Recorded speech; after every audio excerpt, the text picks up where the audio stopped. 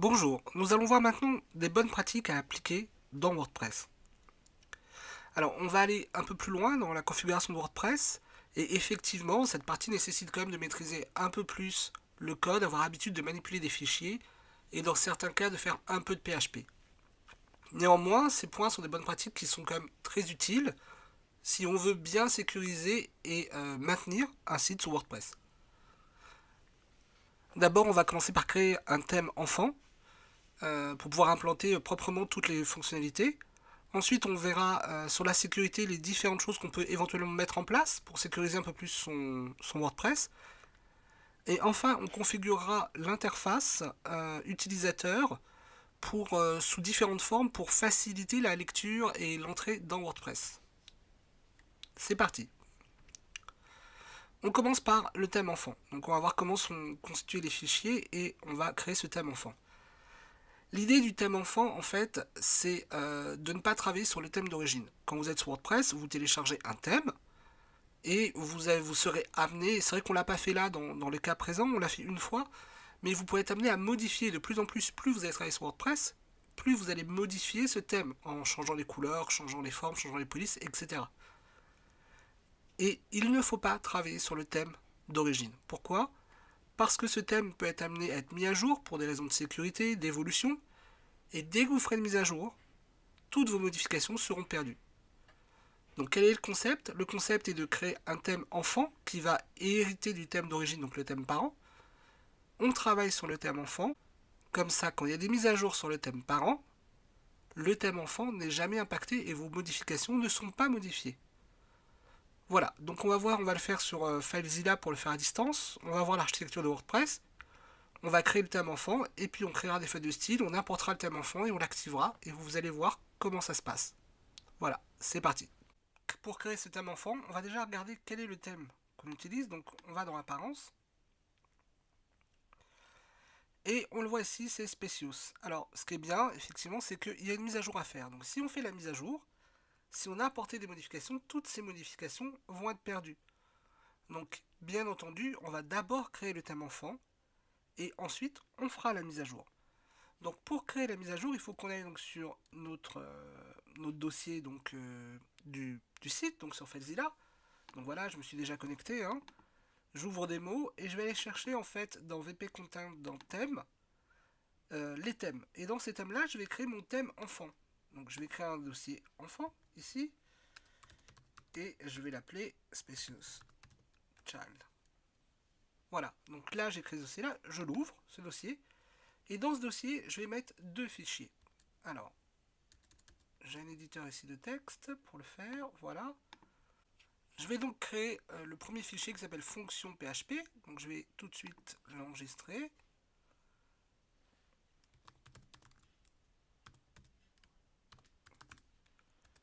Ce fichier aura pour but en fait de lancer les CSS après le thème parent. Pourquoi?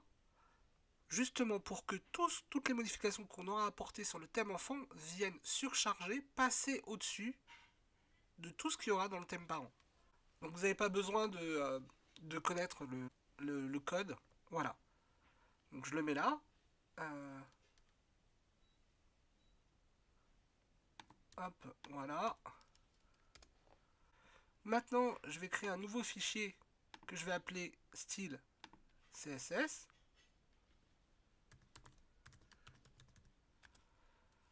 Et là, alors, dans ce fichier style CSS, je vais mettre plusieurs choses. Un, le thème name. En l'occurrence, c'est Specious Child. Ensuite, la description. Vous remarquez que je ne mets pas d'accent. Vous pouvez rajouter des informations comme l'auteur du thème.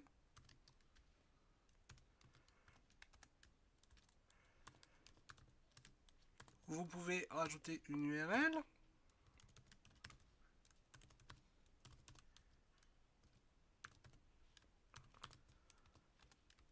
Et là, très important, vous rajoutez le template parent. Alors, on va revoir juste quel est le nom du dossier, parce qu'il faut que le dossier soit bon. Voilà, Spacious. S'il y a des majuscules, vous devez mettre les majuscules. Hein. Ça tient compte de la casse. Donc, pas de majuscules. Voilà. Et vous pouvez faire la version 1.0.0. Voilà. Et dernier point important. Ici, je passe tout ça sous un format de type en-tête commentaire. Voilà. Et je sauvegarde. Et maintenant, je vais les copier sur FileZilla. Alors, le dossier style, je le prends, je le mets ici. Et fonction PHP, je le copie dedans. Voilà. Une fois que c'est fait, je peux aller ici, je rafraîchis la page. Et voilà mon thème. Je vais faire prévisualisation directe. Voilà. Et quand on prévisualise, on voit bien qu'on a effectivement tous les éléments qu'on avait au départ dans notre thème d'origine. Alors je ne vais pas l'activer là, parce que si j'active, je vais activer cette version-là. Mais il aurait fallu dès le début faire le thème enfant, et faire les modifications qu'on a effectuées sur notre site d'origine, c'est-à-dire celui-là, les faire ici, dans le thème enfant. Comme ça, les mises à jour n'auraient pas impacté notre thème enfant. Voilà, donc on a vu comment manipuler le thème enfant. Alors évidemment, c'est une chose qu'on fait au départ de notre site, hein. On ne le fait pas à la fin. On va passer maintenant qu'on a vu le thème enfant aux questions de sécurité. Donc au niveau sécurité, on va voir 3 types de sécurité, à savoir limiter le nombre de connexions, déplacer la page de login et mettre un captcha sur la page de login de votre plateforme d'administration. On va aller donc dans les extensions et on va rajouter une extension qui s'appelle Limit Login Attempts. Voilà.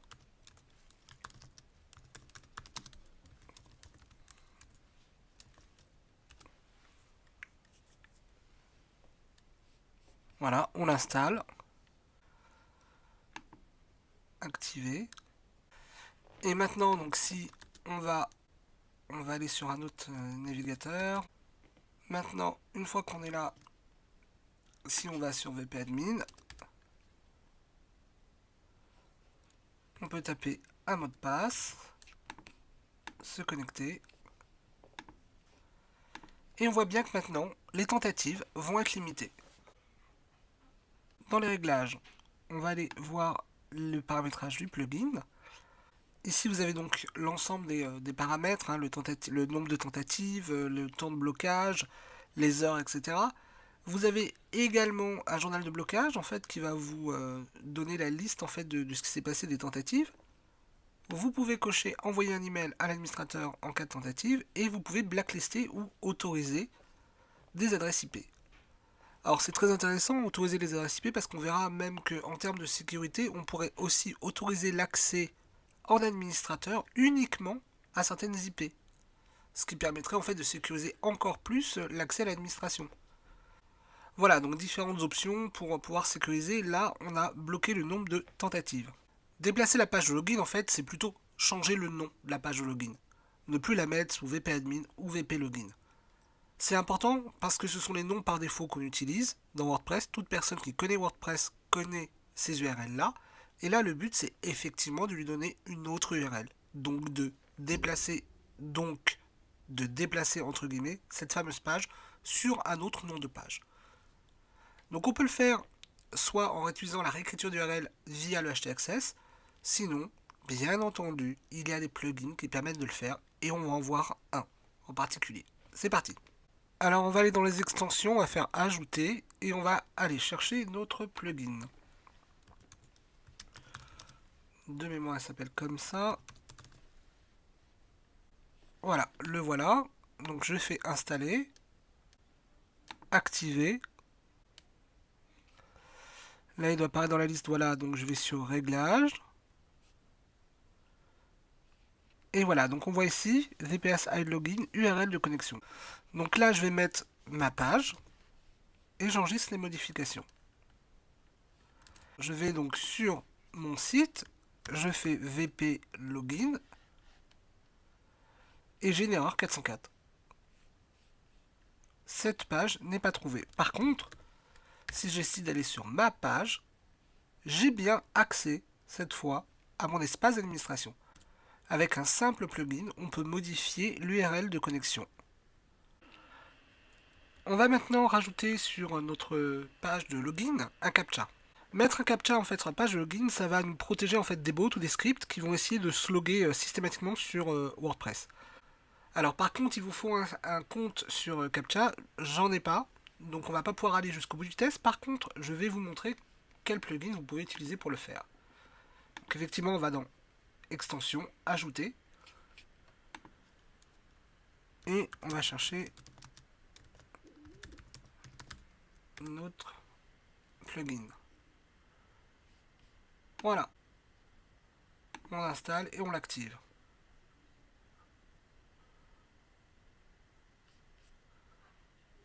Alors, où est-ce qu'il est? Il est là. Settings. Voilà, donc ici vous rentrez votre clé publique du compte CAPTCHA. Ici, vous mettez la clé privée. Et voilà. Alors, vous pouvez changer la langue, bien sûr. Et une fois que vous avez fait ces opérations-là, votre page de login aura son CAPTCHA qui permettra d'être protégé, de vous protéger des scripts ou des bots qui vont essayer de forcer les mots de passe. Voilà, je pense que là on a fait le tour de la sécurité côté utilisateur. On a mis au point pas mal de petites choses qui vont vous protéger en fait de potentielles attaques et qui vont sécuriser un peu plus WordPress. Autre élément important sur la sécurité, c'est ces points-là. Donc supprimer les plugins inactifs, supprimer les thèmes inactifs et faire les mises à jour. Pourquoi est-ce important? Parce que certains thèmes, certains plugins ont parfois des failles de sécurité et que donc il n'est pas question de les garder installés, il faut absolument les supprimer. De même, ces thèmes, ces plugins font régulièrement des mises à jour, il faut donc faire les mises à jour et autoriser systématiquement au moins les mises à jour mineures. Pourquoi les mises à jour mineures on les autorise? Parce que normalement elles ne vont pas impacter sur votre site. Les mises à jour majeures, il faut quand même les tester un petit peu et voir ce que ça donne, mais toutes les mineures, vous les autorisez. Enfin, vous avez vu, quand on installe WordPress, au départ, on doit mettre le nom de la base de données, il faut modifier le préfixe de la base de données, il n'est pas question que ce soit VP underscore. Tout ce qui est par défaut WordPress, autant que possible, il faut le modifier. Enfin, on désactive tout ce qui est inutile, ça va dans le même sens de ce qu'on disait tout à l'heure. Enfin, dernier point de sécurité, ça va consister à bloquer l'affichage en fait des dossiers, bannir les adresses IP, les mauvaises adresses IP et utiliser les bons droits sur les dossiers. Donc en ce qui concerne bannir les adresses IP, on l'a vu tout à l'heure qu'on avait un plugin qui permettait de le faire, donc je vous renvoie vers ce plugin. Et sur l'affichage des dossiers, on va le faire tout de suite. Alors je vous montre le souci qu'on a sur les dossiers de WordPress en l'état. Voilà, j'ai mon WordPress ici, j'ai mon fichier WordPress. Si en fait, parce que je connais l'architecture de WordPress, je fais ça. Voilà, j'ai accès au dossier de WordPress, ce qui évidemment est une vraie faille de sécurité. En fait, ce qu'il faudrait, c'est que chaque fichier, que dans chaque dossier, on ait un fichier, par exemple index.html, ce qui permettrait à Apache d'aller sur ce fichier index.html, et à ce moment-là, ça ne fonctionnerait plus. On va bloquer ça autrement. On va le bloquer autrement en utilisant le fichier htaccess ici. On va l'ouvrir. Et dans le fichier access, on va juste rajouter ces lignes-là. Donc il va forcer en fait Apache à imaginer qu'il y a un fichier index à chaque fois dessus. J'enregistre. Je le renvoie en ligne. Et maintenant, je n'ai plus accès à ces pages. Voilà comment juste avec une petite ligne mise dans le fichier htaccess, qui se trouve donc à la racine de notre site, on peut bloquer l'accès au dossier. Alors le fichier htaccess, c'est un fichier caché qui permet en fait de faire différentes configurations et de surcharger Apache. Là, dans ce cas-là, on vient de le faire et ça bloque totalement l'accès au fichier quand on n'a pas les bonnes URL. On va aborder maintenant un point important, c'est la sauvegarde. Il est évidemment nécessaire de faire régulièrement des sauvegardes de votre site. Alors, on va avoir un plugin qui permet de le faire. L'idée, c'est en fait de faire les sauvegardes et quotidiennes et toutes les semaines. Voilà. Bien entendu, on va chercher un plugin.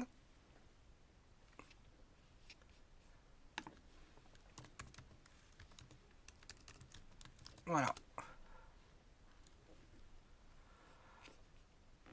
On installe. Alors Updraft Plus, ça permet de faire de sauvegarde régulière de votre site. On active.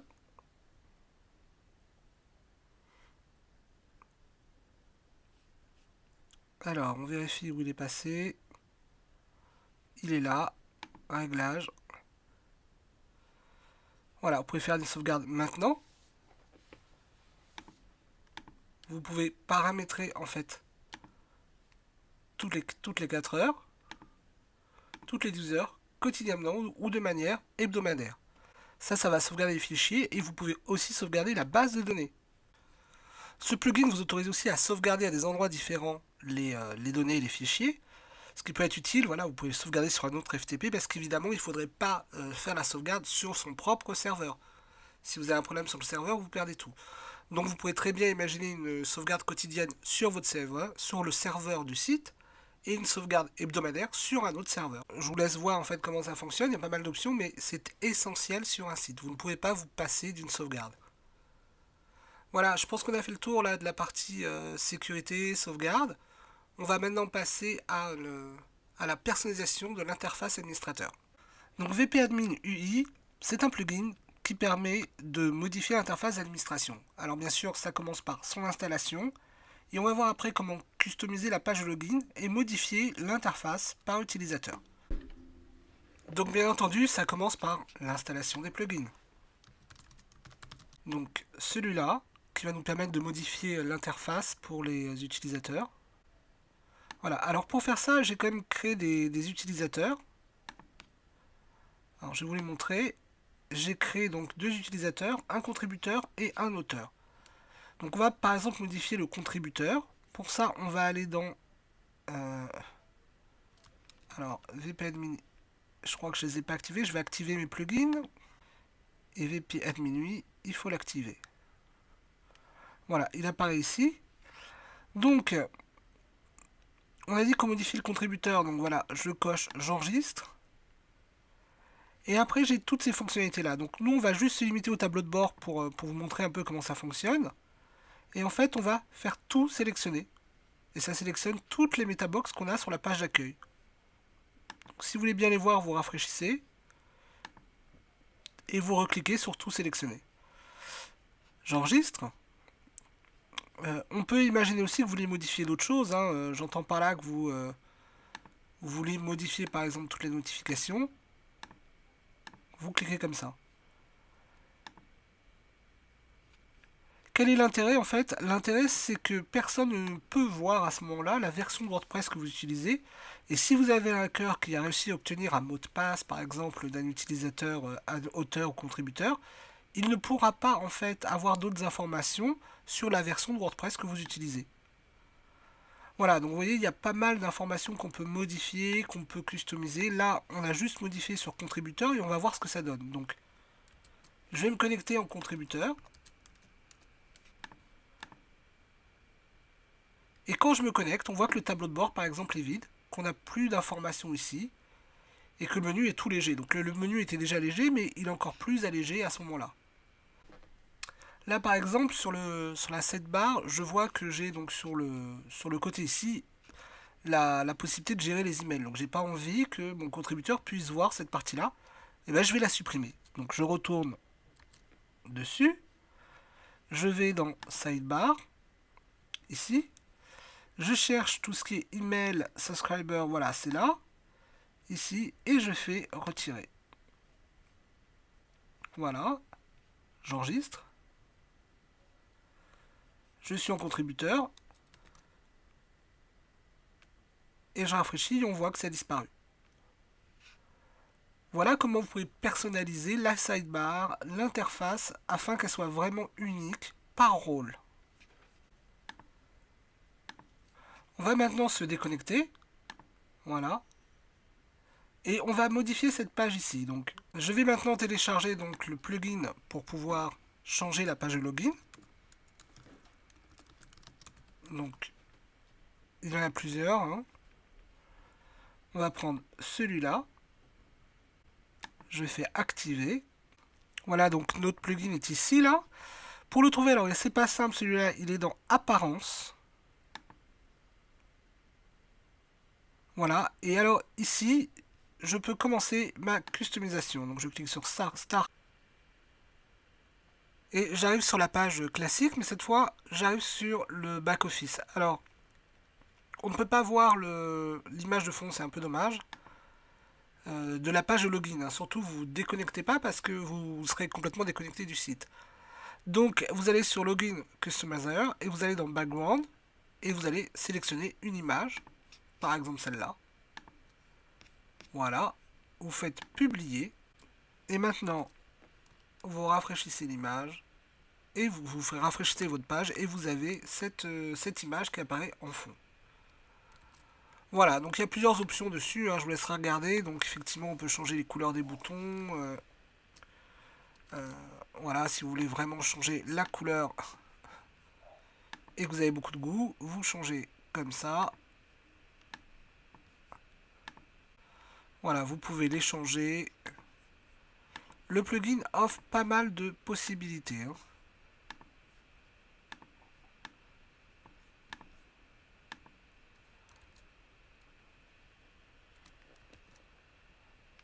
Voilà, là ça s'est modifié.